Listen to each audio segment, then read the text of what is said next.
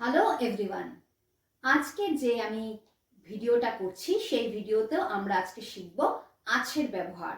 আছে মানে আমরা বোঝাই হ্যাভ অথবা হ্যাজ দিয়ে, তাই তো? তো আগের ক্লাসে আমরা হ্যাভের ব্যবহার শিখেছি, এই ক্লাসে আমরা শিখব হ্যাজের ব্যবহার, কিন্তু দুটো মানেই বোঝাবে আছে। তো চলুন দেখে নিই কিভাবে আমরা হ্যাজের ব্যবহার করতে পারি বা ইংরেজিতে আমরা আছে কথাটাকে কিভাবে ট্রান্সলেট করতে পারি। চলুন তাহলে। আচ্ছা, আমি এখানে কতগুলো এক্সাম্পল দিয়ে রেখেছি, ঠিক আছে? সেইগুলো ব্যবহার করেই আমরা আজকে হ্যাজ এর ব্যবহারটা শিখব। তাহলে কি বলেছি? আছে বললে হ্যাজ বোঝায়, তাই তো? এইবার হ্যাজ কখন ব্যবহার হয়? হ্যাজ ব্যবহার হয় সিঙ্গুলার, মানে একজন কাউকে বোঝালে সিঙ্গুলার নাউনের সঙ্গে আমরা হ্যাজ এর ব্যবহার করে থাকি। যেমন এখানে দেখুন সবকটা উদাহরণে একজন বোঝাচ্ছে, যেমন তার। এবার তার কথাটা ছেলেদের সময়ও হতে পারে, মেয়েদের সময় আমরা ব্যবহার করতে পারি।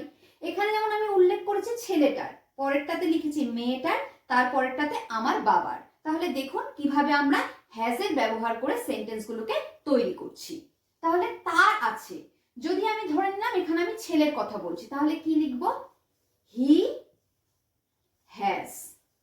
তাহলে তার আছে বললে কি হবে? He has. যদি মেয়েদের ক্ষেত্রে বলি তাহলে শি হ্যাজ। দুটোই মানে তার আছে আবার ওর আছেও বোঝাবে। আচ্ছা, হি হ্যাজ একটা ইংরাজি এ, গাড়ি ইংরাজি তো সবাই আমরা জানি কার, তাহলে হি হ্যাজ এ কার, ঠিক আছে? পরেরটা কি আছে? ছেলেটার সাহস আছে। ছেলেটা বললে কি হবে? বয় বললে ছেলে, কিন্তু নির্দিষ্ট কোনো ছেলে বলছি বলে আমি দায়ের ইউজ করব। দা বয়। আছে বললে কি হবে? হ্যাজ, একজনের সঙ্গে হ্যাজ হয়, তাহলে কি হলো? ছেলেটার আছে, দা বয় হ্যাজ, এখানে সাহস ইংরাজি কারেজ। Courage, COURAGE, courage. আচ্ছা, এরপর আছে মেয়েটার একটা ধারণা আছে। মেয়েটা কি করব? মেয়ে ইংরাজি গার্ল, তাহলে মেয়েটা বললে মানে নির্দিষ্ট করে আমরা বলছি, তাহলে কি হয়ে গেল? দা গার্ল। দা গার্ল আছে বললে কি হবে বলুন? হ্যাজ। দা গার্ল হ্যাজ কি বলছে?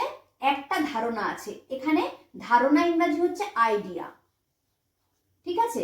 এই আইডিয়ার আইটা হচ্ছে ভাবেল, তাই এখানে আমরা এ বলবো না, এখানে আমরা এন দেব, ঠিক আছে? ভাবেলের আগে সবসময় আমরা এন ইউজ করি। তাহলে কি হলো? The girl has an idea, তার মানে মেয়েটার একটা ধারণা আছে। এইবার পরেরটাই কি বলছে? আমার বাবার ইতিহাসের জ্ঞান আছে। আমার বাবার, তাহলে আমার বাবাও তো এখানে একজনই, মাই ফাদার। মাই ফাদার আছে ইংরাজি বলুন, একজনের সঙ্গে হ্যাজ হয়, তাহলে মাই ফাদার হ্যাজ। হ্যাজ আমরা জ্ঞান বললে কি বলবো? নলেজ। KNOW, তাই তো? LEDGE, knowledge. নলেজ অফ, ইতিহাসের বলেছে তাই জন্য অফটা হলো, যে র বলছি বলে অফটা এসেছে, এখানে কি দেবো? হিস্ট্রি। তাহলে ক্লিয়ার হলো? তাহলে কি হলো?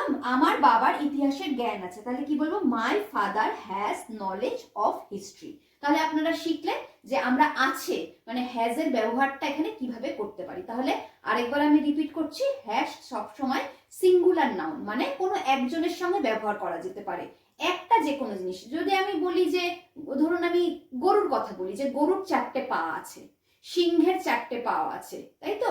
ছাগলের 2টো শিং আছে। এই যে সব কথাগুলোর সঙ্গে আমরা কি করব? একজন যেটা বোঝাবে বা একটা কোনো সিঙ্গুলার নাউন যেটা বোঝাবে সেটাতেই আমরা হ্যাজ এর ব্যবহার করব। তাহলে এই পর্যন্ত থাকলো, আপনারা একটু প্র্যাকটিস করুন। আপনারা নতুন নতুন বাক্য বানান, বানিয়ে আমাকে কমেন্ট করে পাঠান, বা আমার হোয়াটসঅ্যাপ নাম্বারেও আপনারা পাঠাতে পারেন। আমার নাম্বার হচ্ছে 6290809358।